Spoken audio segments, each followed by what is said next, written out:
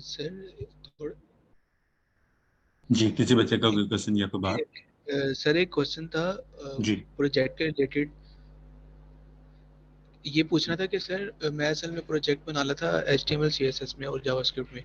तो मैं अगर आर लैंग्वेज में कोड करके, जैसे आर लैंग्वेज में वो एक्सेल की फाइल जो होती है हम कनेक्ट करके उसके ग्राफ वगैरह बना लेते हैं, तो मैं उस तरह आर लैंग्वेज में ग्राफ बना के उसको वेब के ऊपर HTML और CSS के ऊपर शो करवा दूं। एक तो मेथड ये है, और सेकंड मेथड में देख रहा था सर, उसमें आर लैंग्वेज की अलग से वेब है, मतलब कि वो उसमें वेब अलग से लैंग्वेज है लाइक का। बच्चे, जैसे आपने HTML चूज CSS करना है, यूज। अहमद आपने चूज करना है कैसे प्रेजेंट करना है। मैं इससे पहले भी ठीक आपको है, कमेंट कर चुका हूँ, आपने चूज करना है कैसे, जैसे मर्जी करना चाहें कर लो। चलें ठीक है ठीक बैक है एंड पे आर हो, ठीक है फ्रंट एंड पे लैंग्वेज वो वेब हो। आपने कैसे ठीक डिप्लॉय है करना है या कैसे नहीं करना, डेट्स योर चॉइस। जी, जी, ठीक है सर, ठीक है, थैंक ठीक यू। है। जी, और कोई क्वेश्चन या बात किसी बच्चे का? तो लास्ट टाइम क्या डिस्कस किया था हमने?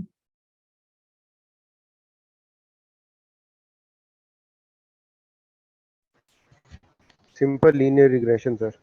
कंप्लीट कर लिया था?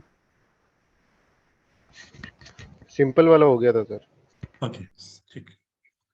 सो हमने लास्ट टाइम बात की सिंपल लीनियर रिग्रेशन मॉडल की, जिसमें हमने डिस्कस किया मॉडल को y is equal to a plus B X plus error term, और हमने कहा कि हम इसको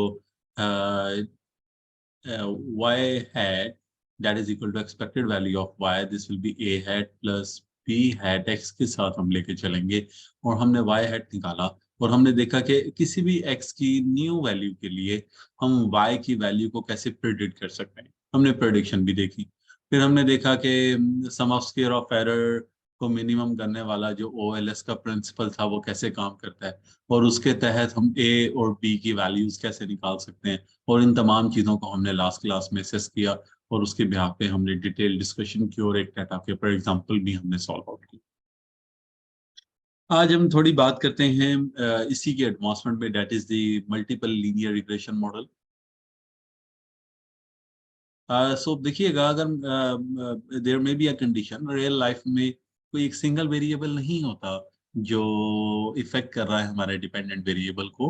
फॉर एग्जांपल, जैसे कि मैं बात करूं सीजीपीए की, और लास्ट टाइम मैंने कहा कि we will make a model जिसमें हम सीजीपीए को प्रेडिक्ट करेंगे, अगर if I CGPA with a plus b x, where x will be the study horse, ऐसे ही है। So, what other variables are there to that has an impact on our CGPA? कौन से और variable हैं जिनका हमारे CGPA पे impact हो सकता है इसके अलावा, स्टडी आवर्स के अलावा?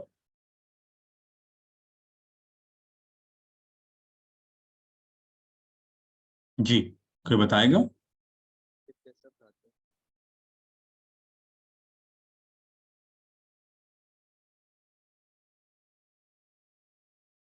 जी, कोई बताना चाहे प्लीज। सर स्टडी और के अलावा पेपर, जैसे पेपर कई दफ़ा टफ होता है और कई दफ़ा इंटरमीडिएट होता है, तो वो चीज़ भी चीज़ शायद डिपेंड कर सकती है CGP के ऊपर के, उस हिसाब से फिर मार्क्स होंगे, उस हिसाब से फिर ग्रेड्स लगेंगे। Okay, let us consider if there is another variable, that is the quality of paper. Okay, और उसके अलावा?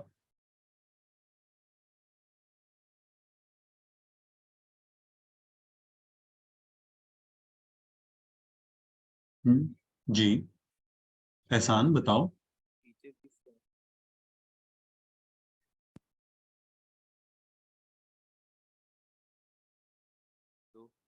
सर फोकस बंदे का। फोकस, ठीक है, हम एक और वेरिएबल इंक्लूड कर लेते हैं कि how focus you are in your study. ठीक है। सो अगर हम इस तरह इंक्लूड करते जाएं, there may be a lot of variable that can be included in a model.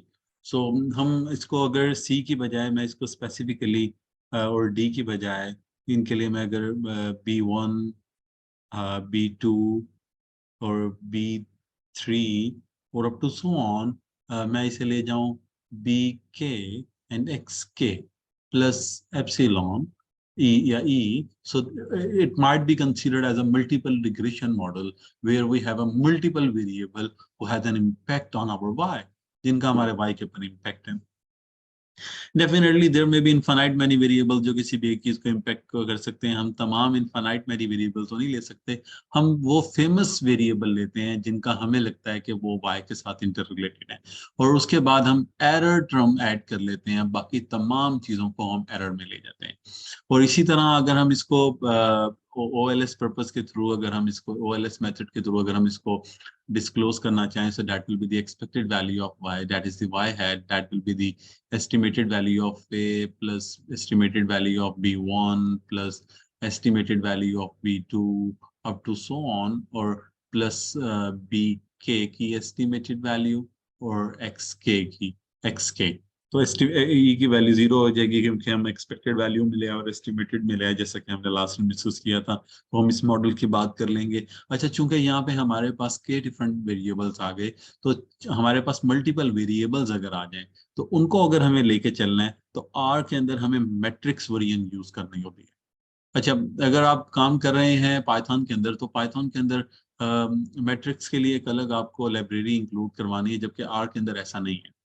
Are के अंदर बिल्ट इन ही हम यूज कर सकते हैं library, built in he function हैं जो हम यूज कर सकते हैं। अगर आपके पास डाटा है, सो कोई भी डाटा जिसकी डायमेंशन ज्यादा हो, अगर आप उसे यूज कर रहे हैं किसी भी प्रोग्रामिंग लैंग्वेज में, so that will be deal under the umbrella of matrix situation. So उसको मैट्रिक्स फॉर्म में कन्वर्ट करके डील किया जा सकता है।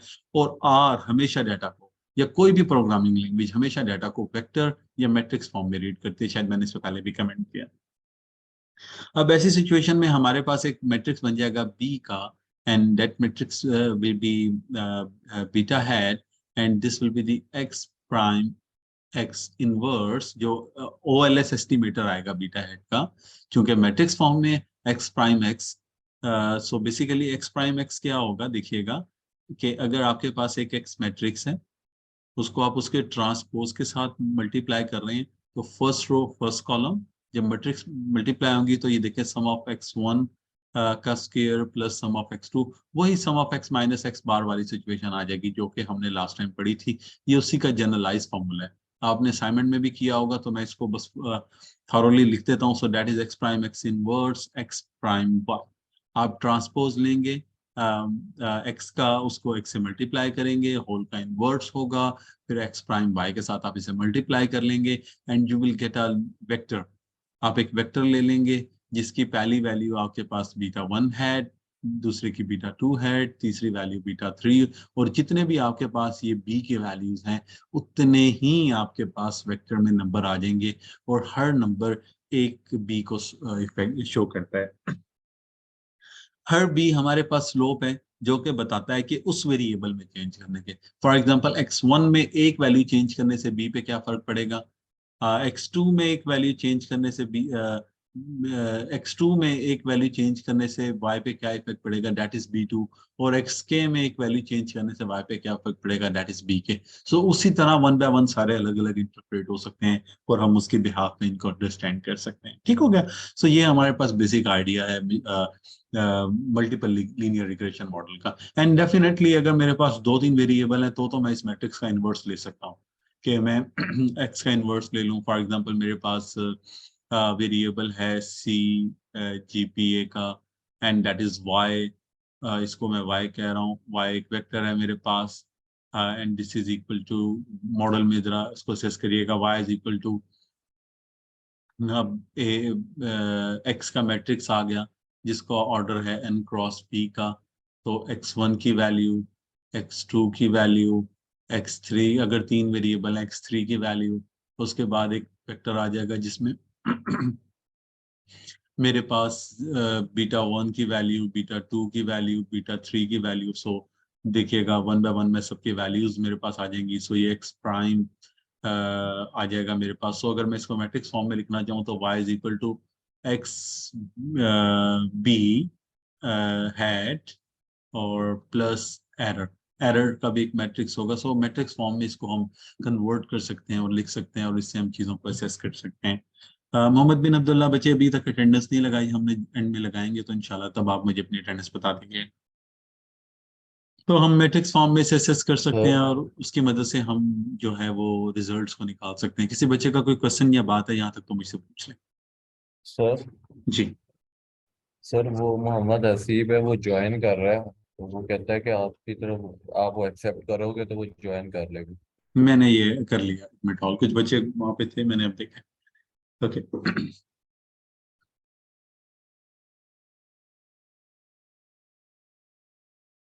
सो आपके पास ये सारा का सारा मैट्रिक्स फॉर्म में आ जाएगा। You have to access.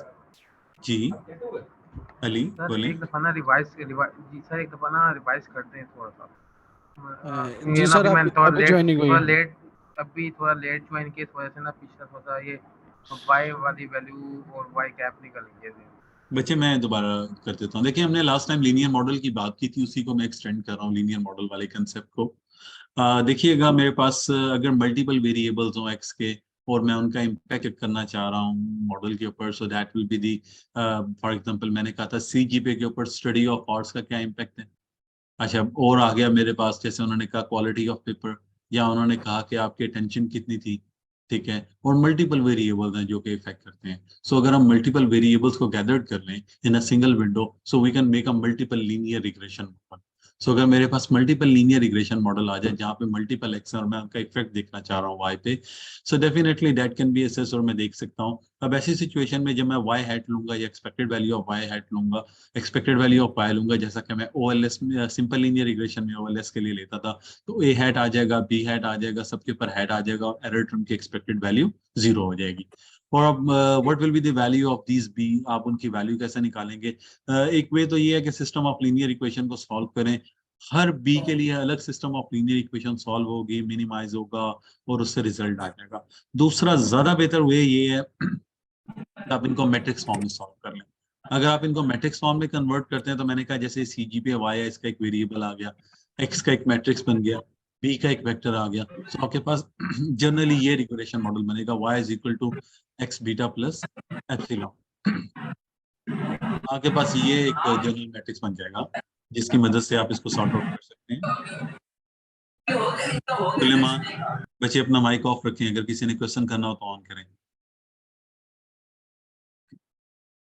तो अगर मैं इसको जनरलाइज करना चाहूँ तो जनरलाइज वे में मेरे पास बीटा हेड किसके इक्वल आ जाएगा मैट्रिक्स वेरिएंट में, that is X transpose X whole का इनवर्स एक्स ट्रांसपोज वाई। अगर मैं इसको मल्टीप्लाई करूं मैट्रिक्स फॉर्म में, then I get these result. और एक्चुअली ये जो हम ट्रांसपोज ले रहे हैं, एक्स प्राइम एक्स ले रहे हैं, तो अगर आप इसको असेस करें, so that is actually sum of X X square बनता है, ठीक है, सम ऑफ एक्स स्क्वायर। और X prime Y basically sum of X Y है, ठीक है। सो एक्चुअली ये वही फॉर्मूला है जो हम पहले कर रहे थे। तो अगर मैं आपको इसका सादा फॉर्मूला के साथ कंपैरिजन करवाऊं तो आपको अंदाजा होगा। देखिएगा लास्ट टाइम मैंने बीटा हेड का फॉर्मूला जो लिखवाया था, दैट फॉर्मूला वाज, क्या था वो फॉर्मूला, किसी को याद है? Sum of x minus x bar y minus y bar y minus y bar over, divided by summation x minus x x scale। ठीक है। अच्छा, अगर मैं एक्स मीन 0 हो जाए डाटा में तो मेरे पास ये क्या बच जाता है अगर मीन 0 हो जाए? देखें, सम ऑफ ये मीन 0 हो गया, ये मीन 0 हो गया, तो actually sum of X Y हो गया।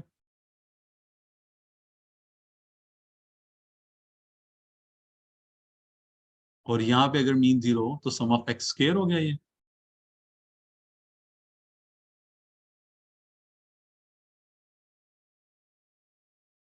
तो ये बेसिक फॉर्मूला बन जाता है अगर मीन 0 हो जाए।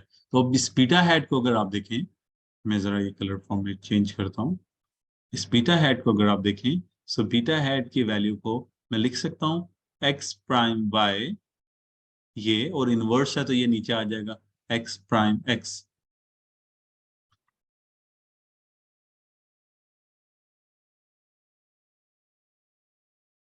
ठीक है। और basically X prime Y that is the sum of X Y, और एक्स प्राइम एक्स जो है वो सम ऑफ एक्स स्क्वायर। ये वही फॉर्म है जो हमने यहाँ पे बिल्ड की, ये एक्चुअली वही फॉर्म है जो हमने यहाँ पे बिल्ड की, सिर्फ उसका मैट्रिक्स व्यू है। जब मैट्रिक्स में आप एक्स प्राइम यानी कि एक्स का ट्रांसपोज लेके उसे y से मल्टीप्लाई कर रहे हैं, फर्स्ट रो फर्स्ट कॉलम। तो ये देखें x मल्टीप्लाई कैसे हो रहा है y के साथ, तो ये x1 y1 plus x2 y2 up to so on xn yn। तो आपके पास जो रिजल्ट आएगा वो sum of x into y actually, कि x की हर वैल्यू को y से मल्टीप्लाई करके आप उसका सम ऑफ ले रहे हैं। सो फाइनली अगर मैं इस बात को सम अप करूं, सो मेरे पास OLS का एस्टिमेटर बीटा हैट का, अगर बीटा हैट मल्टीपल हैं, सो that will be the x prime x inverse x prime y, और इसकी मदद से मैं OLS के बीटास के एस्टिमेट निकाल सकता हूं, and I can build a multiple linear regression model that will be the beta hat, that is the expected value of y, which is equal to a plus beta 1 x1 beta hat 1 x1 plus beta hat 2 x2 up to so on beta hat k xk। मैं एक multiple linear regression model build कर सकता हूं, जिसकी मदद से multiple variables की मदद से मैं y को एक्सप्लोर करूंगा। डेफिनेटली अगर आप सिर्फ एक वेरिएबल यूज कर रहे हैं जो y के साथ रिलेटेड है, तो वो y को इतना ज्यादा अच्छा एक्सप्लोर नहीं कर सकता। जितने ज्यादा वेरिएबल होंगे हम उतना बेहतर y को एक्सप्लोर कर सकते हैं, उतना ज्यादा y के ऊपर अच्छा प्रिडिक्शन हम मॉडल बना सकते हैं, उतना अच्छा y को प्रिडिक्ट किया जा सकता है, उतना अच्छा रिजल्ट्स अचीव किए जा सकते हैं। ठीक, so that's was the basic thing. यहाँ तक किसी बच्चे को कोई कंफ्यूजन है तो मुझसे पूछ सकते हैं। सर थोड़ा सा रिवाइज कर दें, क्योंकि अभी अभी कनेक्ट हुआ है, काफी देर से ट्राई कर रहे थे फ्रॉम बच्चे स्टार्टिंग अगर टाइम से, तो अभी मैं भी कनेक्ट हुआ है। अगर लेट अभी कनेक्ट हुआ है तो कोशिश करें कि मैं इसकी रिकॉर्डिंग कर रहा हूँ वो शेयर करूंगा, उसको मेनली देख लीजिएगा। मैं generally multiple linear regression model की बात कर रहा हूँ कि अगर मल्टीपल एक्सिस हो तो आप उनको कैसे अटेन कर सकते हैं, and that is the basic formula. वो OLS की बजाय मेरे पास ये जनरलाइज फार्मूला आ जाएगा, जिसकी मदद से मैट्रिक्स की मदद से मैं उनको सॉर्ट आउट कर सकूंगा। ठीक है, मैं इसे अभी आर में रिवाइज करता हूँ, तो शायद आपने जो भी ज्वाइन किए हैं उनके लिए दोबारा रिवाइज होगी। सर ये लास्ट पे क्या लिखा हुआ है, BK और XN? ये BK और XK, हम मेरे पास वो मल्टीपल मॉडल आ गया ना, K तक जा रहा है, BK इंटू XK। ठीक है, Kth वैल्यूज आ गई मेरे पास, यानी कि अगर मेरे मॉडल में Kth मल्टीपल वेरिएबल्स हो, so I can make a multiple linear regression model by using that variable. ठीक होगा, क्लियर है सबको? मैं कोशिश करता हूँ कि पहले यस आपको सर। इसकी कोई एप्लीकेशन शो करूँ, फिर हम आगे मूव करते हैं इसकी। लास्ट टाइम किस डाटा पे काम किया था हमने?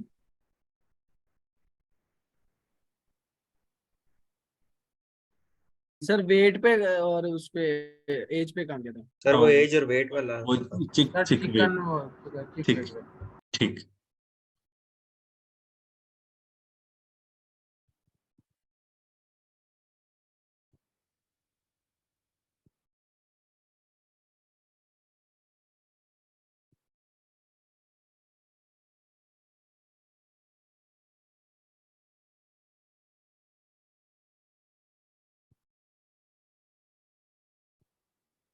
अब अगर हमारे पास मल्टीपल मॉडल्स हैं लीनियर, और हम उनको लेके चल रहे हैं, मल्टीपल लीनियर रिग्रेशन मॉडल हैं,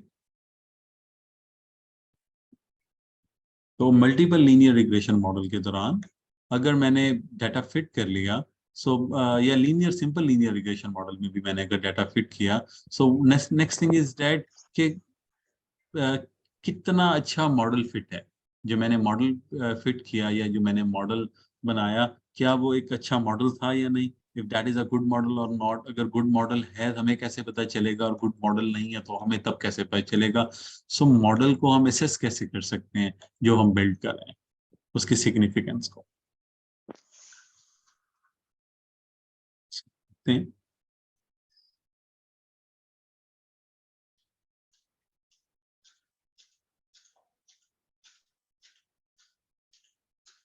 ये आर स्टूडियो सबको शो हो रहा है? सर, ये श्योर है सर। ओके, सो वही किक वेट्स का मैं डाटा लेता हूँ।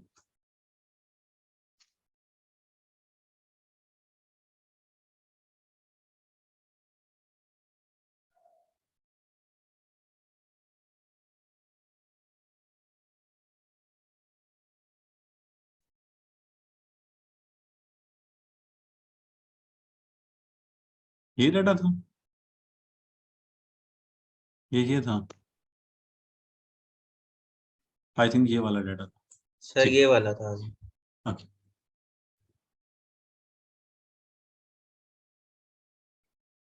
जी यही डाटा था हमारे पास। सो पहला वेरिएबल जो मैं डिफाइन करता हूँ, जैसा कि हमने लास्ट टाइम किया था, W वेट, और दूसरा वेरिएबल जो है that is time, and this is the age, and third variable is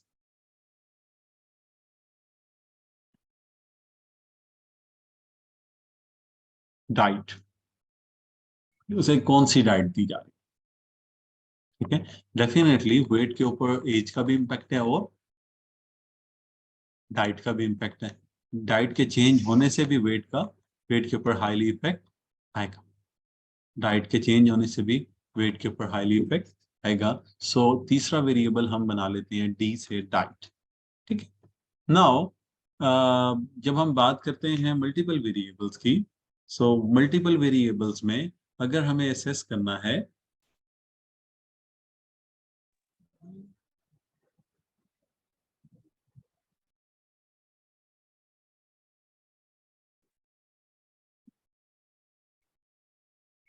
relationship को, कि whether they are interrelated or not, definitely we have to take those variable which are interrelated. So अगर हमें देखना interrelated हैं या नहीं, तो correlation हम निकालते होते थे। Definitely correlation तो दो वेरिएबल के दरमियान है, तो यहाँ पे क्या करेंगे, यहाँ पे यूज होता है वर्ड correlation matrix का। correlation matrix का का कंसेप्ट बेसिकली क्या है कि आप क्या करें, आप तमाम वेरिएबल की, फॉर एग्जांपल ये y, x1, x2 और x3 सपोज कर लेते हैं, तीन वेरिएबल हैं, y, x1, x2 और x1,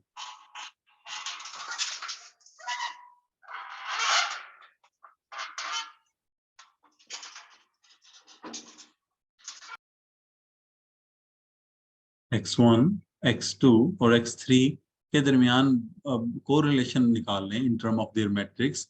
अब वही कोरिलेशन 1 बाय 1 आएगी और हम उसको मैट्रिक्स फॉर्म में प्रेजेंट करेंगे। सो x की y के साथ कोरिलेशन क्या होगी बताएं? डेफिनेटली वो इसका मिरर इमेज है, तो क्या आएगी?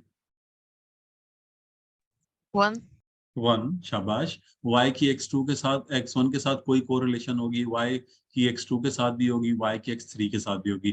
डेफिनेटली हम वो वेरिएबल लेंगे जो हाईली कोरिलेटेड है। अगर कोई वेरिएबल की कोरिलेशन बिल्कुल लो है या बहुत ज्यादा लो है, तो डेफिनेटली या वीकर है, हम उसको ड्रॉप कर सकते हैं।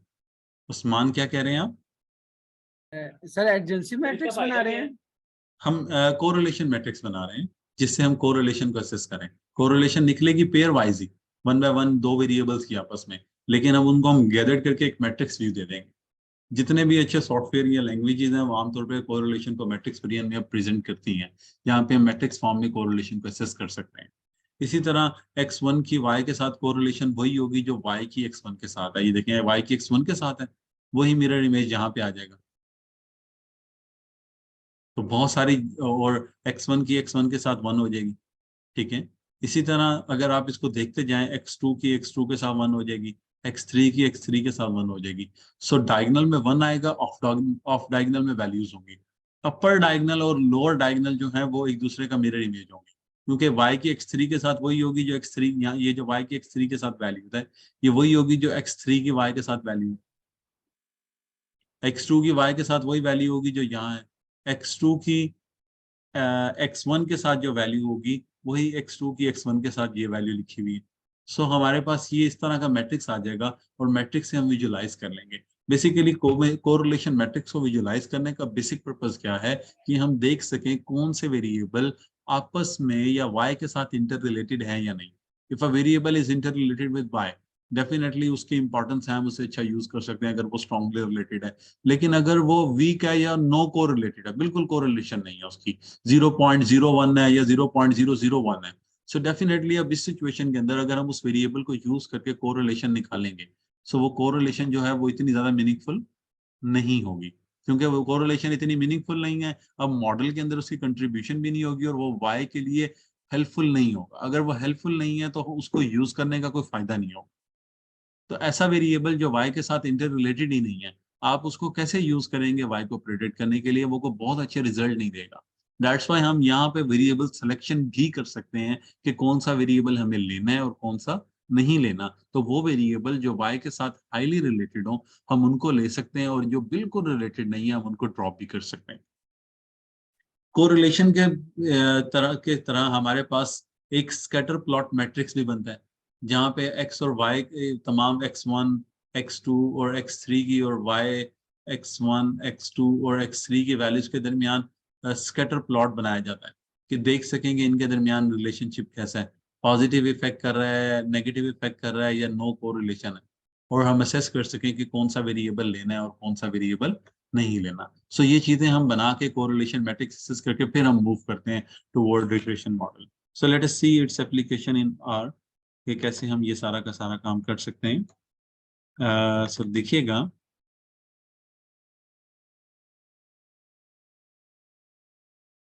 मेरे पास डब्ल्यू एज और ये आ गया। सो अगर मैं एक्स को, अच्छा ये अगर इसका 40 मिनट्स के बाद ड्यूरेशन खत्म हो जाता है मीटिंग का, अगर ये खत्म हो जाएगा तो वो प्रीवियसली शेयर्ड जूम लिंक से आप दोबारा ज्वाइन कर सकते हैं इसी सेशन। सो यहाँ पे मेरे पास अगर हम असेस करें हमारे पास मॉडल क्या है, डिपेंडेंट क्या है हमारे पास वेट, और इंडिपेंडेंट क्या है ए प्लस बी एज प्लस सी। क्योंकि B1 की नोटेशन या B2 की नोटेशन यहाँ पे यूज करना मुश्किल है तो मैं सी का नाम दे रहा हूँ, डाइट, ठीक है, प्लस ई एरर टर्म। ये मेरे पास अब जनरल मॉडल है जिसे मैं लेके चल रहा हूँ। सो पहले लेवल पे मुझे असेस करना है whether the variables are interrelated और नॉट। सो मैं अगर कंबाइन कर लूँ एक्स कह के सी बाइंड कर लूँ किनको, एज को और टी को, तो अब ये दोनों ओके, तो अब ये दोनों एक्स के अंदर सेव हो। ये देखें, ये मैं सारा डाटा भी अगर कंबाइन कर लूँ, इससे पहले मैं अगर W को भी ले आऊँ और मैं इसे अपना डाटा कह दूँ, ये मेरे पास डाटा के नाम से, या डाटा का क्योंकि नाम ऊपर रिपीट हो रहा है तो मैं DAT कह देता हूँ। DAT में ये सारी तीनों चीजें आ गई जो कि क्या है, weight, age and diet. So if I want to plot them in language, मैं अगर प्लॉट करना चाहता हूँ या मैं इनके दरमियान कोरिलेशन निकालना चाहता हूँ, सो COR आपको यूज करना है डाटा का। ये देखिएगा उसने कोरिलेशन मैट्रिक्स आपको प्लॉट कर दिया जो मैं आपसे कह रहा था। देखें डायगोनल में 1 है, ऑफ डायगोनल में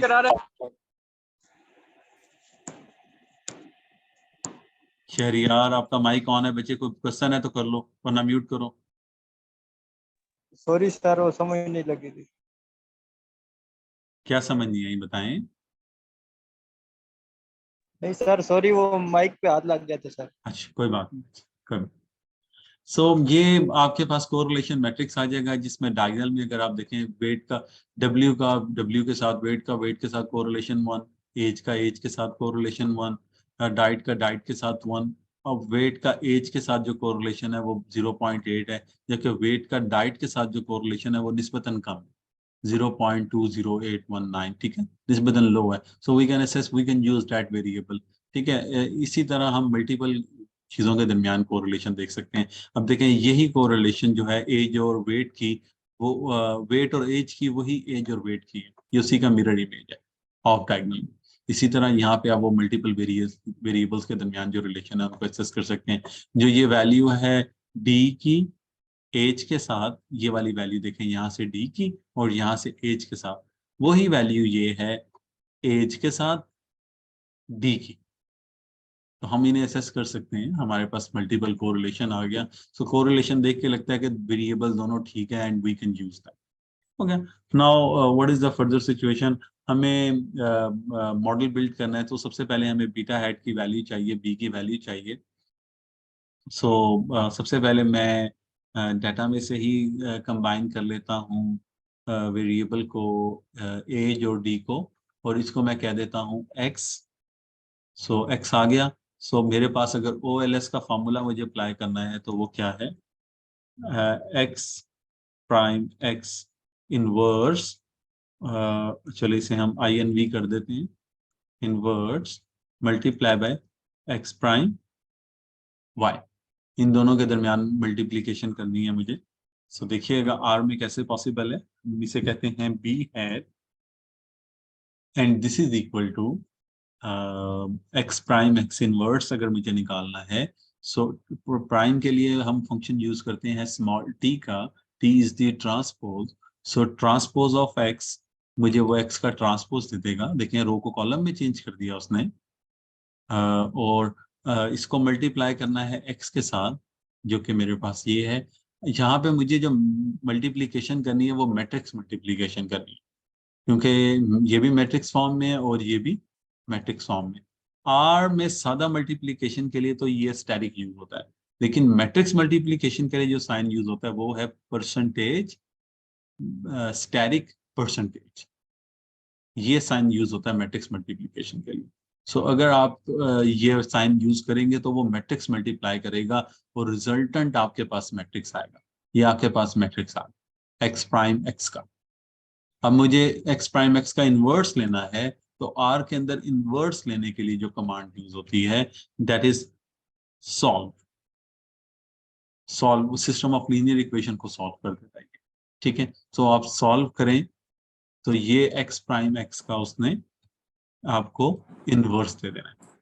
so that is the inverse of x prime x. अब अगर आपको एक्स प्राइम वाई भी चाहिए, so x transpose of x matrix multiply y. तो ट्रांसपोज एक्स, सॉरी ये एक्स कैपिटल लिखा गया मेरे से, तो ये एक्स प्राइम वाई आ गया मेरे पास। वाई नहीं है मेरे पास, डब्ल्यू है ना, डब्ल्यू का हुआ है मैंने। सो ये आ गया एक्स प्राइम वाई। और इन दोनों को अगर मैं आपस में मल्टीप्लाई करना चाहता हूं तो अगेन मेरे पास मैट्रिक्स मल्टीप्लिकेशन यूज होगी। और अगर मैं इसे सॉल्व कर लूंगा तो ये देखिएगा ये बीटा हैट की वैल्यू आ गई, ये एज का कोफिशिएंट और ये डी डाइट का कोफिशिएंट। सो हम इसे असेस कर सकते हैं। अब यहाँ पे इंटरसेप्ट नहीं है, क्योंकि मैट्रिक्स में मैंने जो एज और डी को कंबाइन किया तो उनका कोफिशिएंट दे रहा है। अगर मुझे इंटरसेप्ट भी लेना है तो यहाँ पे सी बाइंड में मुझे डेफिनेटली एक रिप्रेजेंटेटिव, डमी रिप्रेजेंटेटिव लेके आना है उसके लिए, इंटरसेप्ट के लिए। सो फॉर एग्जांपल अगर मैं रिपीट करूं 1 को लेंथ ऑफ डब्ल्यू टाइम, तो वो एक रिप्रेजेंटेटिव 1 1 का कॉलम ले आएगा। सो अब अगर मैं इसको रन करूं, सो एक्स की वैल्यू में ये देखिएगा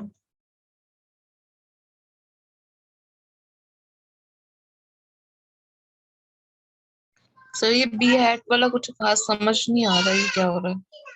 ये आपके पास एक एक्स्ट्रा 1 1 ऐड कर दिया जो बी नॉट को भी लेके आएगा, और उसके बाद एज और डी। सो अब अगर आप इसे रन करें, बी हैट का बच्चे मैट्रिक्स फॉर्मूला है, जहां पे ये x prime x x transpose हम मैट्रिक्स फॉर्म में से कन्वर्ट कर लिया ताकि हम इजीली सॉल्यूशन निकाल सकें। सो that is X prime X inverse और एक्स प्राइम वाई। सो अगर आप इसे सॉल्व करें, अब देखें आपके पास 3 कोफिशिएंट आ जाएंगे। पहला कोफिशिएंट जो है वो इंटरसेप्ट है, ये क्या आ गया 1.42 1.542। दूसरा आपके पास आ गया एज का बीटा 1 और ये डी का बीटा 2। तो अब आपके पास जो मॉडल बनेगा दैट विल बी, लिखेगा बी हैट की जो पहली वैल्यू है द फर्स्ट वन, ये अगर मैं इसको कॉल करना चाहूँ, ये 1.54 प्लस ये बी, ये पहली वैल्यू, फिर बी हैट की दूसरी वैल्यू प्लस बी हैट की तीसरी वैल्यू। बी हैट की जो तीसरी वैल्यू है वो कोफिशिएंट है किसका, डी डाइट का। सेकंड वैल्यू जो है वो कोफिशिएंट है मेरे पास एज का, और पहली वैल्यू जो है वो इंटरसेप्ट है। और अगर मैं अभी ने मल्टीप्लाई करूं then I get Y hat, क्योंकि अब मेरे पास जो मॉडल बना वो ये वाला है। ये देखिएगा, ये W is equal to A plus B age plus C diet plus error, जिसको अगर मुझे इवेल्युएट करना है OLS के मैकेनिज्म से तो ये हो जाएगा एक्सपेक्टेड वैल्यू ऑफ W या W hat that is equal to A hat plus B hat age plus C hat diet, और मेरे पास एरर टर्म जो है वो इक्वल टू 0 आ जाएगा। सो अगर मैं इनको आपस में मल्टीप्लाई करूं, सॉरी मैं देखता हूँ कहाँ पे इशू आया।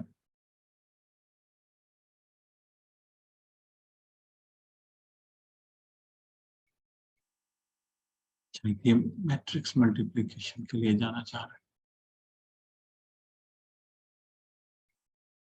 नहीं